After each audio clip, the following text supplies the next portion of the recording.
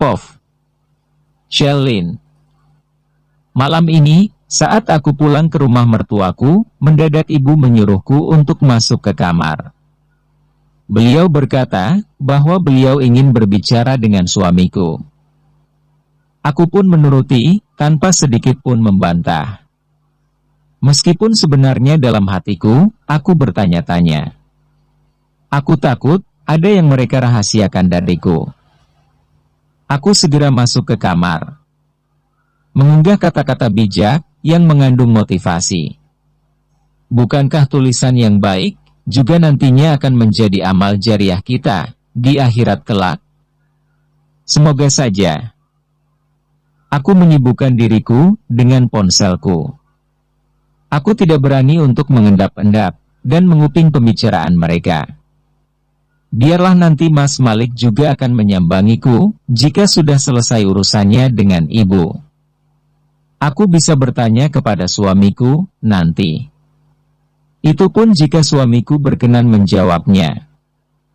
Jika tidak berkenan, aku pun tidak berani memaksa. Benar saja, tidak lama kemudian, suamiku itu sudah kembali ke kamar. Dia pun memelukku sepanjang malam. Paginya, setelah sholat subuh, aku segera membantu ibu di dapur. Saat kami sedang meracik bahan makanan, kulihat suamiku juga ikut-ikutan ke dapur. Mulanya, dia berpura-pura mengambil minum, sambil melirikku. Aku pura-pura tidak melihatnya. Aku tetap sibuk mengiris sayuran. Kemudian dia berjalan mendekatiku. Dan dengan tidak tahu malunya, dia memeluk pinggangku dari belakang. Dia berbisik-bisik di telingaku. Hingga aku bisa merasakan nafasnya yang hangat, yang menimbulkan gelenyar aneh di sekujur tubuhku. Ibu hanya melirik sekilas, pura-pura tidak melihat. Mungkin beliau merasa segan. Namun karena Mas Malik yang terus kerusak-kerusuk, mungkin ibu merasa risih, dan mengusir kami dari dapur. Ibu menyuruhku untuk mempersiapkan kebutuhan Mas Malik, yang akan dibawa nanti. Ah, aku tahu maksud ibu. Ibu sengaja mengusir kami dengan bahasa kiasan, agar kami segera masuk kamar. Ibu selalu memaklumi, bahwa kami adalah pengantin baru.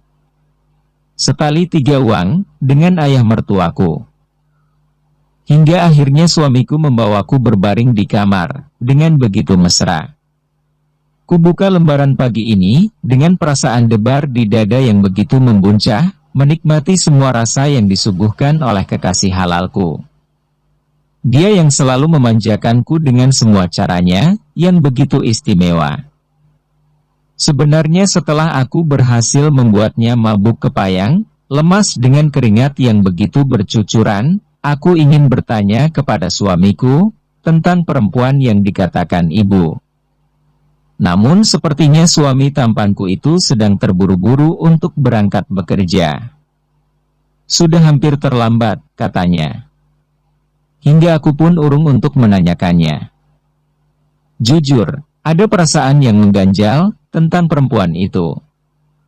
Apakah dia adalah Lili? Mengingat selama ini Lili adalah perempuan yang sepertinya begitu terobsesi dengan suamiku. Sebenarnya bukan salah Lili, jika dia menyukai suamiku. Karena memang setahu mereka, Mas Malik masih sendiri, sah-sah saja, untuk didekati.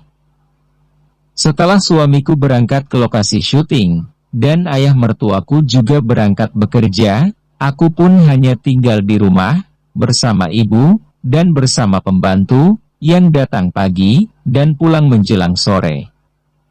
Dia hanya bertugas membersihkan rumah, mengurus pakaian kotor. Tidak memasak. Ayah mertuaku cenderung menyukai hasil racikan ibu. Pembantu itu tahunya bahwa aku adalah kerabat ibu mertuaku. Apalagi saat pembantu itu datang, suamiku sudah berangkat bekerja. Dan saat suamiku pulang ke rumah, pembantu itu pun sudah tidak ada di sini. Jadi mereka tidak pernah bertemu. Lebih tepatnya, jarang bertemu. Seperti biasanya, saat Mas Malik sudah berangkat bekerja, ibu pun selalu mengajakku ke taman belakang rumah. Merawat bunga-bunga dan aneka sayuran yang ditanam oleh ibuku. Ibu begitu pandai menyulap halaman belakang menjadi perkebunan sayur. Ibu bilang bahwa kegiatan itu menyehatkan. Dan sayuran yang ditanam jauh lebih aman untuk dikonsumsi. Sayuran organik dan tanpa pestisida. Begitulah ibu selalu bilang. Tidak jarang, aku pun mengunggah foto-foto di kebun ini. Dan followerku akan banyak yang bertanya, ini di mana? Karena memang kebun ini begitu subur, jauh dari kesan metropolitan. Di tengah kebun, ada sebuah kolam renang yang cukup luas. Disinilah biasanya suamiku akan memulai aktivitas setiap paginya. Shelin, ini bunga mawarnya sudah bermekaran. Aduh, banyak banget ini. Cantik-cantik lagi. Kamu foto, ya? Biar ibu jadi fotografernya. Udah orangnya cantik, mawarnya juga cantik. Kolaborasi yang sempurna. Pasti nanti kamu bakalan banjir like. Ibu mertuaku berbicara dengan riang, seperti seorang ibu yang sedang membujuk anak kecilnya. Ah, beruntungnya aku memiliki ibu mertua seperti beliau. Aku tersenyum dan memberikan ponselku. Kemudian melakukan pose-pose yang kuanggap menawan dengan background bunga mawar. Lihatlah, hasilnya cantik banget ini. Aduh, anak ibu. Memang cantiknya tiada duanya. Pantas saja, Malik begitu. Ibu tidak meneruskan ucapannya. Beliau tersenyum simpul ke arahku.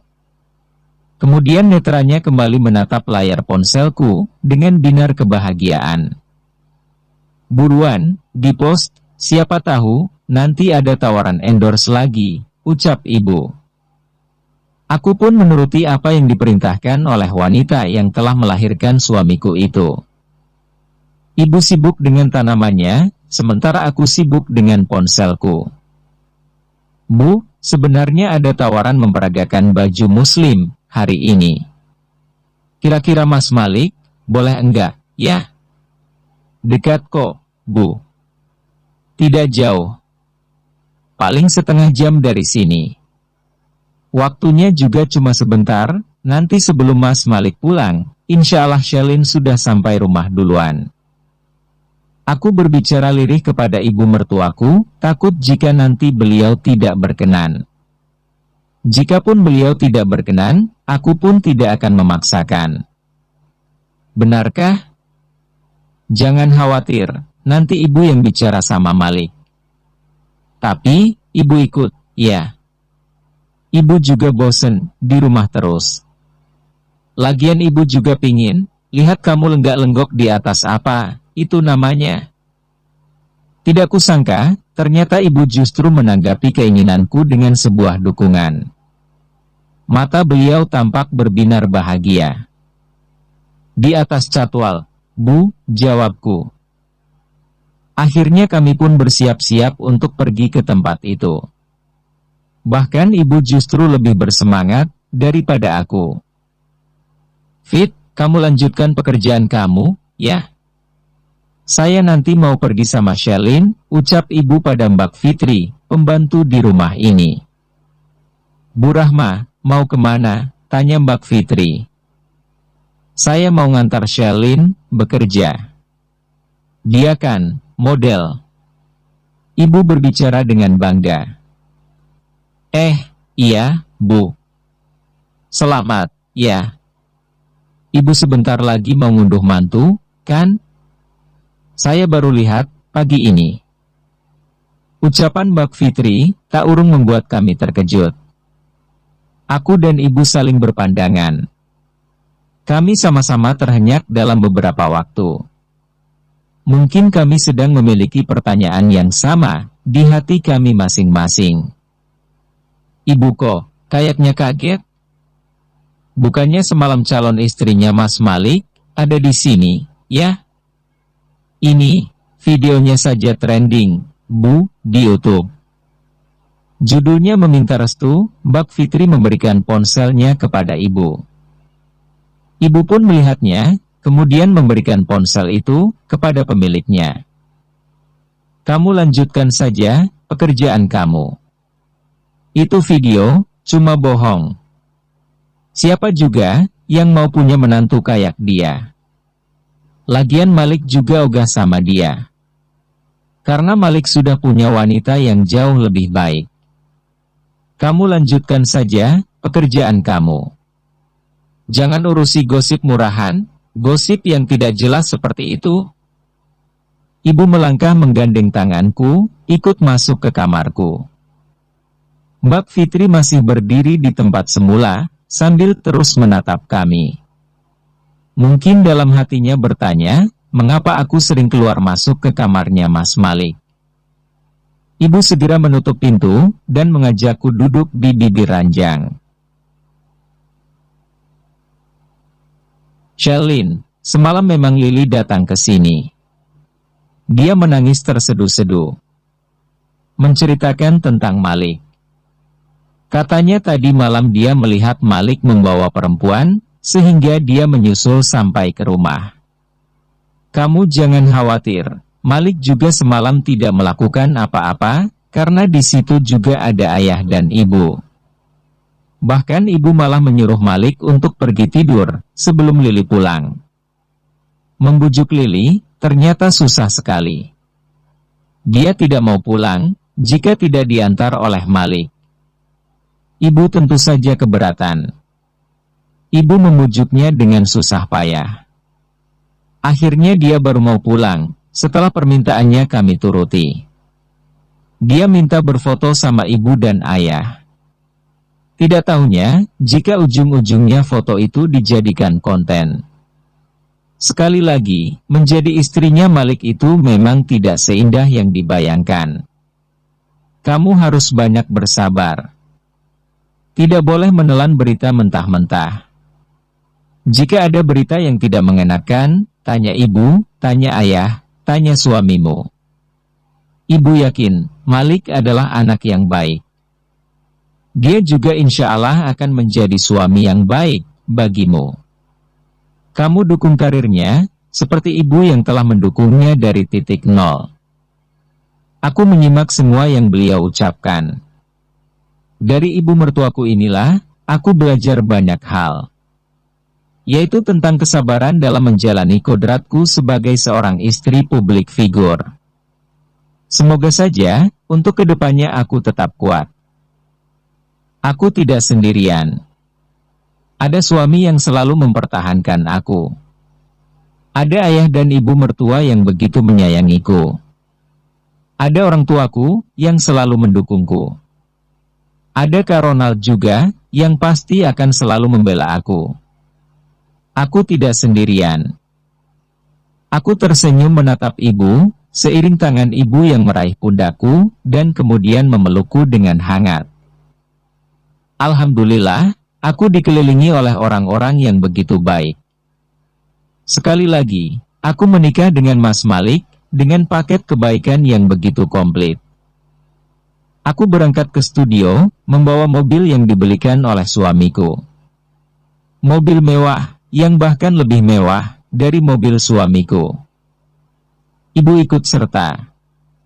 Beliau tampak begitu bersemangat. Halo, Shelin. Sudah lama banget tidak ketemu. Kamu kenapa akhir-akhir ini selalu menolak job? Sayang banget, loh. Padahal karir kamu lagi mau naik. Malah kamunya selalu banyak alasan. Ucap managerku, Kak Dian.